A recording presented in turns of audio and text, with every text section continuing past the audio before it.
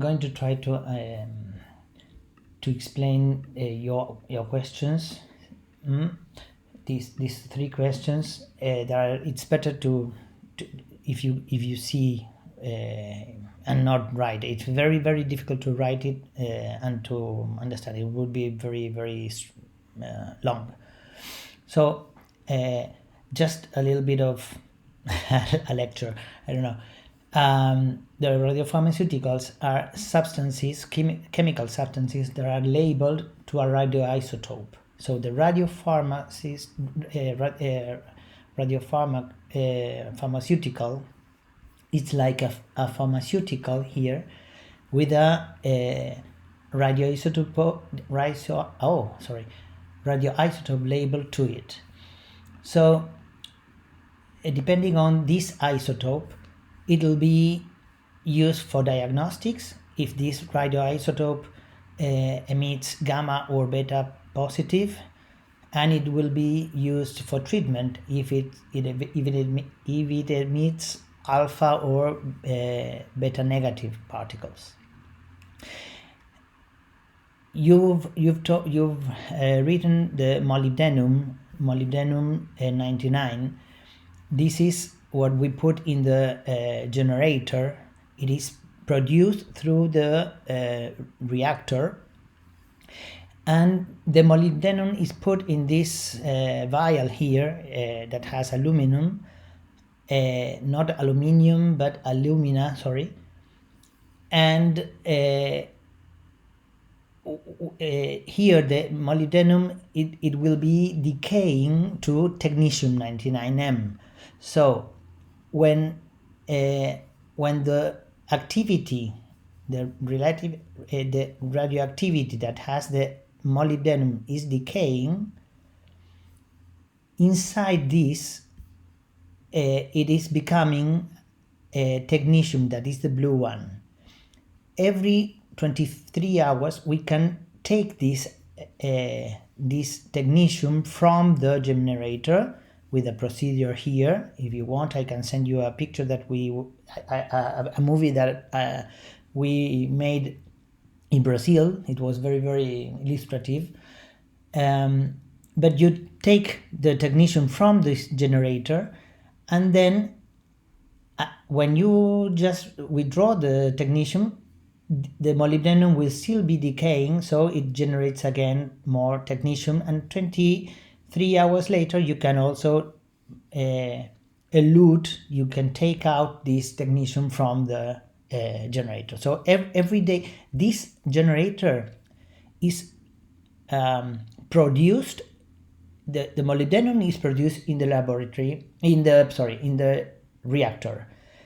Then the molybdenum has to go to the radiopharmaceuticals production unit, but to adequate this molybdenum to be used in humans, so it has to be sterilized and whatever, and put in this device, the generator.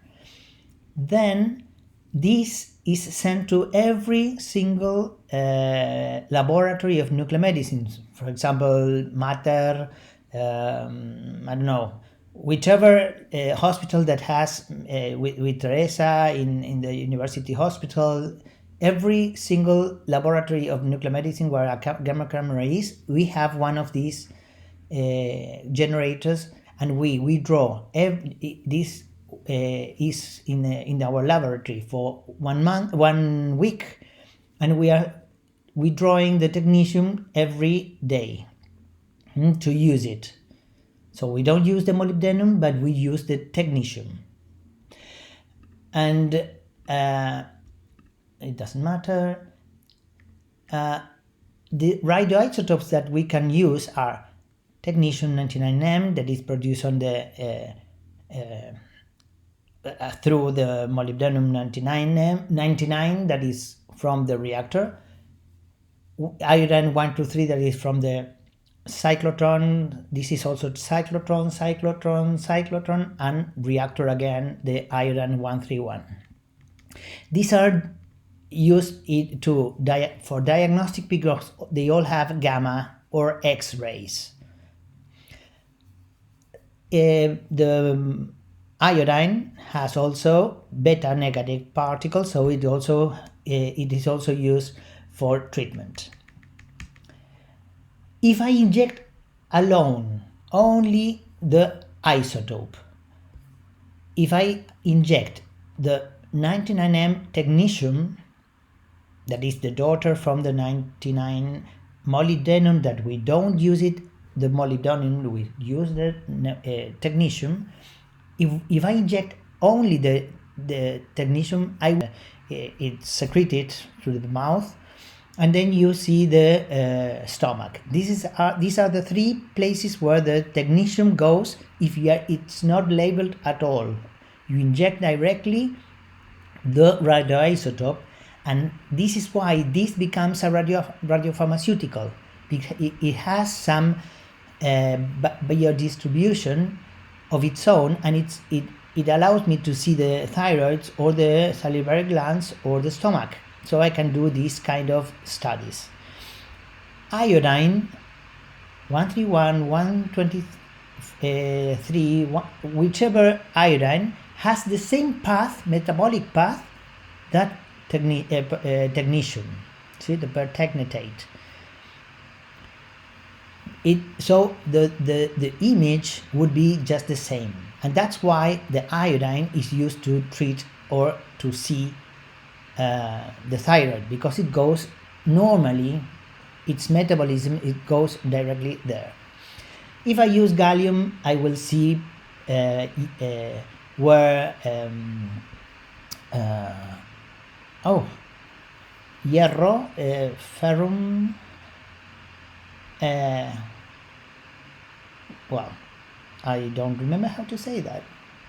Fe, the symbol. Iron. It goes where the iron goes. So you see the liver, you see the bone marrow, you see blood.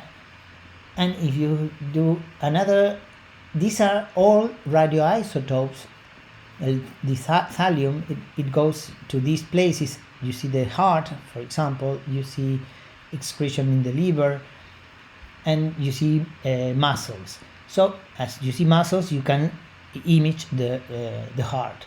So these are all the radioisotopes that are used as radiopharmaceuticals. Now, then you have this oxygen 15, nitrogen 13, fluorine 18. These are all PET traces, because they are all having beta positive. So they are used in PET.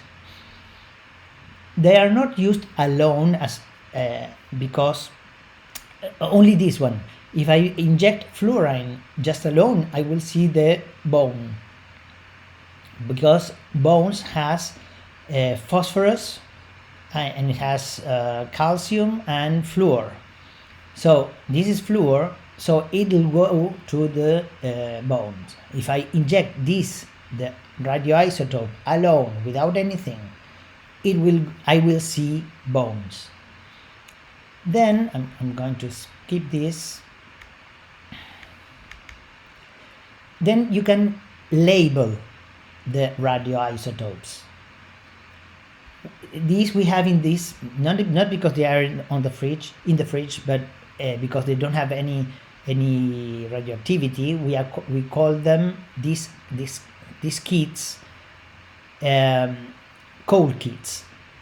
They come here like this. It's a powder, and it's a chemical, it's a pharmaceutical that has no radioactivity, but has the ability to go to certain tissues or organs. So in the hot lab, this is it, it's a hot lab. In the hot lab, we have the technetium that we have from the generator of molybdenum technetium. The technetium 99M, we have it, and we mixed it with the pharmaceutical in the lab, in our lab. So depending on this radioisotope, if I use technetium, it'll be used for diagnostic. If I use iodine, it can be for diagnostic or treatment, and so on. This determines what kind of radiation it emits, determines the use, and the pharmaceutical determines where it will be accumulated or metabolized. So maybe I can incubate, maybe I can change the pH, I can heat it, and this, when I put the technetium inside this vial, it'll label the pharmaceutical, and then there it becomes a radiopharmaceutical. So you have two kinds of radiopharmaceuticals: the isotope alone, or the isotope labeled to a pharmaceutical. Then I can administer it through different ways, but when I administrate this radiopharmaceutical, just the whole thing, it will be distributed in the blood, and then it will be accumulating where I want the pharmaceutical to go, and also in some other places where it metabolizes or excretes, generally liver or kidneys. So these are, see, I have the iodine with sodium, it's just iodine alone, and I can use it like treatment for hyperthyroidism, thyroid cancer, but also I can use it because it has a beta negative, but I also can use it for thyroid scintigram or thyroid whole body scan, because it has a gamma ray, so I can put it in the SPECT, the gamma camera. Now this is the technetium alone, and it goes just to the same places. That's why I can do the bones, the thyroid scan, and some other, the salivary glands, and this doesn't matter. But I cannot do treatment because it doesn't have beta negative. Now see, this is technetium. So this technetium is not alone as it is like here. Here is as I take it from the generator. Now I label it, as I told you in the other slide, in this one. When I label it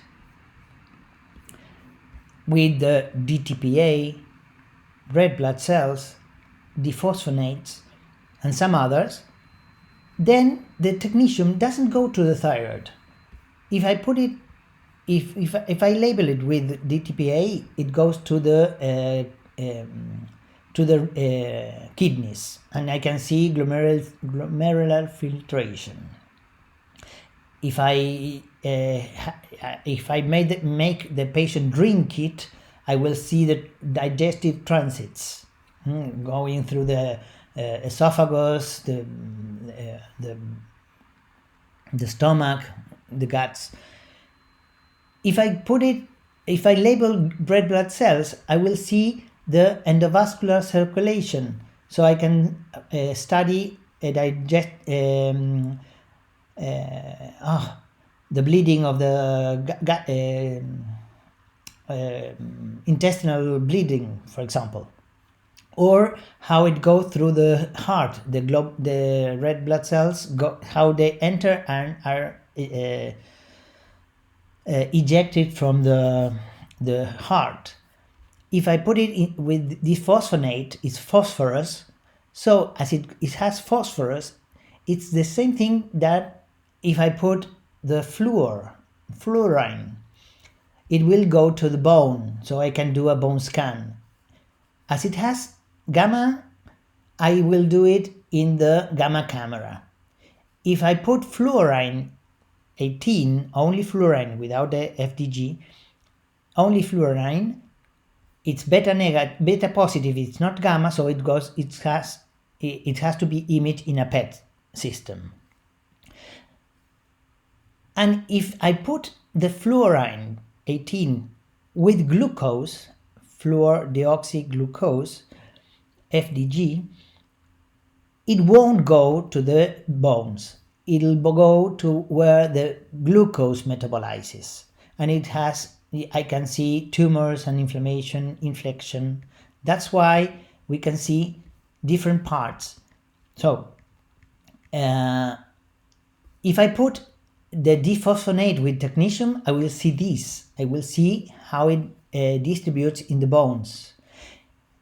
With a radiocolloid, so the colloid with technetium, I will see, I am injecting here in the foot, in both feet, and in both foot, I don't recall which is the plural, shame on me, and it will drain through the lymphatic vessels and accumulate in the nodes, in the lymphatic nodes. So same radioisotope but different pharmaceutical, so it goes to different places. If I don't label it with anything, we told later that it went to the thyroid, the glands, and the stomach. And sestamibi, for example, it goes to also like thallium, goes to the heart and the glands and the parathyroid.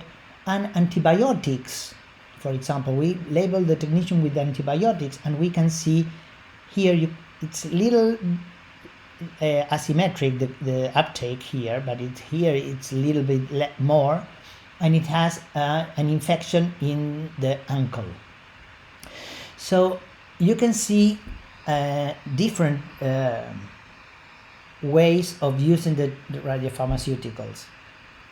Some radiopharmaceuticals are combined with the isotope, with the radioisotope, with the pharmaceutical, but sometimes we have the radioisotope that has its own distribution, and we use it as a radiopharmaceutical.